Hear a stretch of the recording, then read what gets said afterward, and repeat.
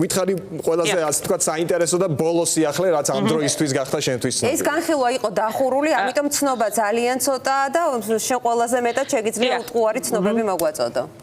დიახ, შეხვედრა შეეხებოდა არა მხოლოდ საქართველოს საკითხს, არამედ დღის წესრიგში სხვა ბევრი საკითხი იყო, ამიტომ შეხვედრა ამ მიზეზებიდან გამომდინარე იყო დახურული. სენატის საგარეო ურთიერთობათა კომიტეტმა მიიღო საქართველოს მხარდამჭერი აქტი, მეგობარი აქტი, რომელიც ითვალისწინებს სანქციებს, მოუწოდებს საქართველოს მთავრობას დაკავებული პირების გათავისუფლებისკენ და ასევე ითვალისწინებს გარკვეულ ზომებს, რომელიც უნდა მიიღოს ამერიკის აღმასრულებელმა ხელისუფლებამ, მათ შორის სახელმწიფო მდივანმა საქართველოსთან დაკავშირებით მოამზადოს ხუთწლიანი პოლიტიკა შეერთებული შტატების საქართველოს მიმართ და გააცნოს ის სენატში და კონგრესში კონგრესმენებს როგორც ჩემთვის გახდა ცნობილი განხილვა მიმდინარეობდა დებატები მათ შორის საქართველოს საკითხზე იყო გარკვეული შესწორებები აქტში თუმცა ორპარტიულად კანონმდებლების შეთანხმდა რომ აქტი მიეღოთ იმ სახით რა სახითაც იყო წარდგენილი ამიტომ ცვლილებები მაშინ არ ყოფილა და ჩვენმა მაყურებელმა ალბათ იცის თუმცა გავიმეორებ აქტში მოცემული ასევე დავალება სადაზვერვო სამსახურების მიმართ შეერთებული შტატების და აღმასრულებელი ხელისუფლების მიმართ რომელიც ითვალისწინებს შეისწავლონ მათ საქართველოს არსებული გავლენის რუსული და ჩინური გავლენები მათ შორის ის პირები რომლებიც ეხმარებიან საქართველოში რუსეთს და ჩინეთის ინტერესებს ეს არის ერთ-ერთი ნაწილი ამ აქტის და როგორც უკვე აღნიშნე ერთ-ერთი მთავარი ნაწილი რა თქმა უნდა არის სანქციები მათ შორის იქნება ეს ფინანსური იქნება ეს ქონებრივი თუ იქნება ეს ამ შეერთებულ შტატებში შესვლის აკრძალვა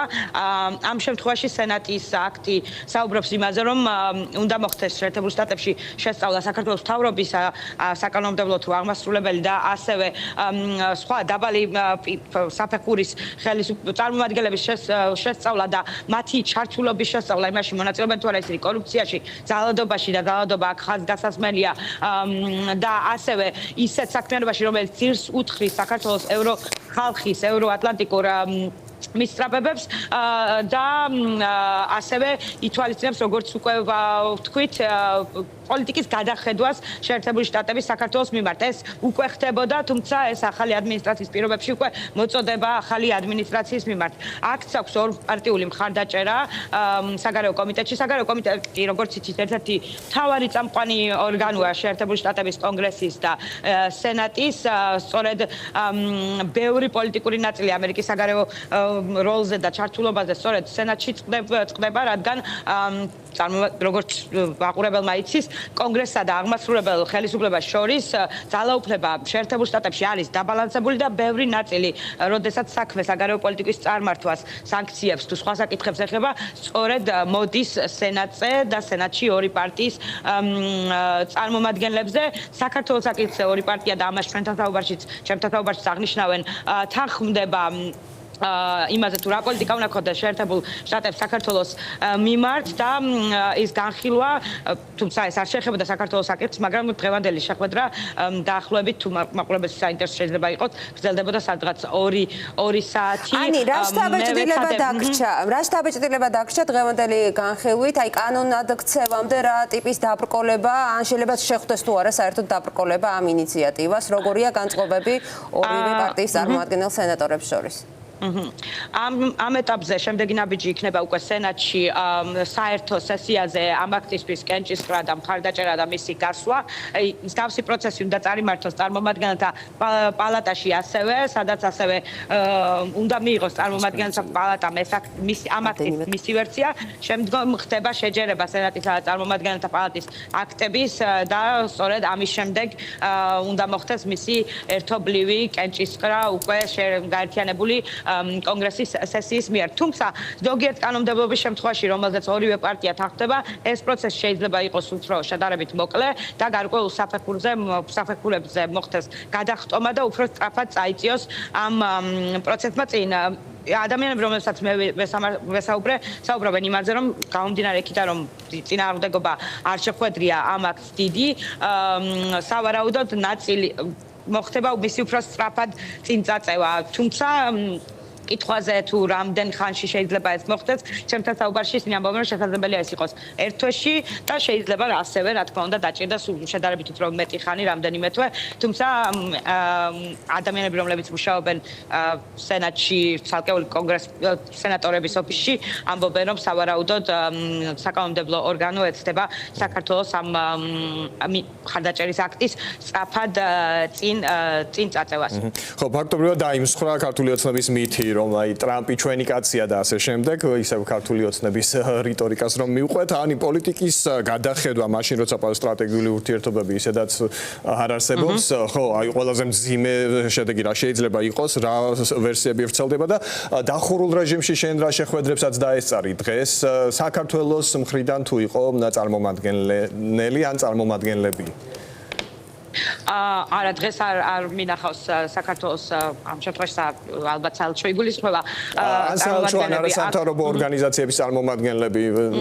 ნებისმიერი ასე ვთქვათ სფეროს წარმომადგენლები არა თუმცა სავარაუდოდ საქართველოს ხელისუფლება ცდილობს რა თქმა უნდა და ამას აღნიშნავენ ცალკეული პირები ჩემთან საუბარში იყოს კავშირზე ამ გავიდეს კავშირზე ამ ადმინისტრაციის წარმომადგენლებთან თუმცა რამდენად რომ ხედავთ რომ სენატში საკანონმდებლო ორგანოში და მსგავს ორგანოში საქართველოს ხალხის ხალხაჭერა აქ იღებენ, ამიტომ კითხვის ნიშნის ქვეშა ის რამდენად წარმატებულია საქართველოს ხელისუფლება ამ კუთხით, რაც შეეხება პოლიტიკის გადახედვას კი არა. შეერთებულ შტატებს უკვე დაახლოებით 1 წელია გამოცხადებული აქვს რომ იმას შეჩერებული აქვს საქართველოსთან სტრატეგიული პარტნიორობა და ასევე გადახედვის რეჟიმშია სხვა ტიპის დახმარებები თუ ფინანსური მხარდამჭერები ეს ხარდაჭერები ეს აქტიც ითვალისწინებს დამატებით მათ შორის ინვესტიციების გადახედვას, შეერთებული შტატებიდან მომავალი ინვესტიციების გადახედვას საქართველოში და ბევრჯერ გამეორებულია იქ ის რომ აღმასრულებელ ხელისუფლებამ უნდა შეისწავლოს ეხმარება თუ არა საქართველოს რუსეთისა და ჩინეთის ინტერესებს და მიდის თუ არა ის რუსეთისა და ჩინეთის მიმართულებით აქ ისინი სახელმწიფო მდივარს სენატორები მოუწოდებენ იმაზე რომ ამ საკითხზე მოამზადოს ანგარიში რომელსაც ის საჯარო რომლის ნაწილსაც ის საჯაროს წარადგენს და ნაწილს უკვე დახურულ კარს მიღმა წარუდგენს თავად სენატორებს მას შემდეგ რაც მოხდება ამ აქტის მიღება სიახლე მოლოდინ ჩვენ ვიცოდით მქონდა გარკვეულად წინასწარი ვერსია ამ აქტის რომელიც იყო წარმომებაში წარმომადგენელთა პალატაში ამიტომ მნიშვნელოვანი აქ არის მოწოდება რომ საქართველოს ხელისუფლებამ გაათავისუფლოს დაკავებული პირები, რომლებიც დააკავეს აქციების მიმდინარეობისას და ეს მოთხოვნა ამერიკელი სენატორების და მტკიცე მოწოდება დევს ამ აქტში ამ კუთხით და წინააღმდეგ შემთხვევაში რა თქმა უნდა ჩადებულია ასევე დებულება, რომელიც ითვალისწინებს სანქციებს იმ პირების მიმართ, რომლებიც ძალადობენ სწორედ ამ დემონსტრაციებში მონაწილეების თუ სხვა პირების მიმართ საქართველოში მიმდინარე საპროტესტო გამოსვლების ფონზე. რაც შეეხება იმას თუ ადმინისტრაციის საქართველოს არ არის პრიორიტეტი რა თქმა უნდა ამ ეტაპზე შეერთებული შტატების ამ ადმინისტრაციის, თუმცა ეს ადმინისტრაცია სულ 2 თვეა რაც ხელისუფლებაში არის და რაც უფრო მეტი დრო გავა, უფრო მეტი დეტალი გვეცოდინება იმის თაობაზე თუ რა ნაბიჯებს განიხილავს თავად ადმინისტრაცია, რამდენად იქნება თანხმედრაში ის უკვე კაპიტოლიუმის ბორცვის კანონმდებლებთან, თუმცა ის რომ ორპარტიულად გადის მსგავსი აქტი ეს მიანიშნებს იმაზე რომ მხარეები საქართველოს საკითხის შემთხვევაში მათ შორის ტრამპის მხარდამჭერი სენატორები თანხმდებიან საქართველოს საკითხზე და სავარაუდოდ მათი საქმიანობის ნაწილი რა თქმა უნდა შეთანხმებული თუ არა და ეცნობება უკვე აღმასრულებელ ხელისუფლებას. ძალიან საინტერესო. ხო, დაახლოებით 3 საათია ახლა ვაშინგტონში თუ არ ვწდები და დღეისთვის თუ არის კიდევ რამე დაგეგმილი, რამეს უნდა ველოდოთ თუ არა და ბოლოს თუ გაქვს დამატებით რამე სათქმელი, რაზეც ვერ კითხეთ და აუცილებლად უნდა აღინიშნოს. ერთი მნიშვნელოვანი ფაქტორი ის არის, რომ როდესაც მე ვცდილობდი გასაუბრებას სენატორებთან, რა თქმა უნდა, ამ საქართველოს საკითხს როდესაც საქმე ეხება, თავარი და სენატორებს ზოგადად განაწილებული აქვთ გარკვეული სულ გარკვეული რეგიონები და ქვეყნები, ამიტომ და ინიციატივები მათ შორის, ამიტომ ძირითად შემთხვევაში საქართველოს საკითხებს სათავეში უდგანან, რა თქმა უნდა, უკვე საგარეო ურთიერთობათა კომიტეტის თავმჯდომარე, ახლა უკვე სენატორი ჯიმ რიში და სენატორი ჯინ შაჰინი, რომელიც ამ წამყვანი დემოკრატია ამ კომიტეტში და ეს ორივე წამყვანი სენატორი ამ ორმა სენატორმა წარადგინა სწორედ საქართველოს საკითხი და ეს მნიშვნელოვანია, რადგან ისინი კომიტეტს სათავეში უდგანან, ორივე მათგანი დემოკრატიული რესპუბლიკური და დემოკრატიული პარტიის მხრიდან. ამიტომ სხვა სენატორები, რა თქმა უნდა, უტოვებენ მათ სიტყვას, რომ მეტი ისაუბრონ საქართველოსთან შემთხვევაში და სწორედ ამიტომ არის, რომ ქართული მაყურებელი უფრო ხშირად ხედავს სენატორ ჯინ შაჰინს და ჯიმ რიშს და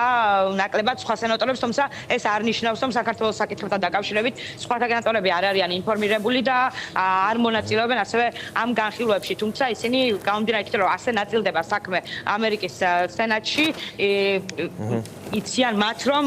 სწორედ ეს ორი სენატორი ხარავს საქართველოს. ძალიან სწორი შენიშვნა იყო ანიშენი მხრიდან, იმიტომ რომ ქართული ოცნების ლიდერები ხშირად იყენებენ ამას პროპაგანდისთვის, აი ნიშნის მოგებით ამბობენ, რომ იქ რაღაცა ორი სენატორი რომ რაღაც განცხადებას ააკეთებს, ეს არ ნიშნავს თითქოს ზოგადად ამერიკის ხედვას, ხო? და სხვათა შორის ეს ორივე სენატორი ბიძინა ივანიშვილისთვის 2012 წლის არჩევნებში გამარჯვებამდე იყო ავტორიტეტული, ახლა განსხვავებული შეფასებები გვესმის ხოლმე. ანი ძალიან მნიშვნელოვანი იყო და დარწმუნებული ვარ სინდისის პატიმრების ოჯახებისთვის ძალიან ამაღელვებელიც ის სიახლე, რომელიც გაჩნდა მეგობარი აქტის ჩანაწერში პოლიტპატიმრების გათავისუფლებასთან დაკავშირებით. ხო, თუ რამე გაქვს დასამატებელი თუ არა და დაგემშვიდობთ. დიახ, თქვენ შეგიძლიათ აჩვენოთ და გაუშვათ დისკუსიით მე ხა სენატის შენობასთან ვიმყოფები კომენტარები რომელიც სენატორების კომენტარები ჩემთან დღეს სწორედ მოსმენის შემდეგ არ ვიცი მზად აქვს თუ არა თქვენ კი ახლა გავუშვათ და აქვე დაგემშვიდობები ძალიან დიდი მადლობა ანი ძალიან დიდი მადლობა რომ ვიყავი ჩვენთან ერთად და გაგვიზიარე ბოლო ძალიან მნიშვნელოვანი სიახლეები და იმედი მაქვს რომ ჩვენი თანამშრომლობა გაგრძელდება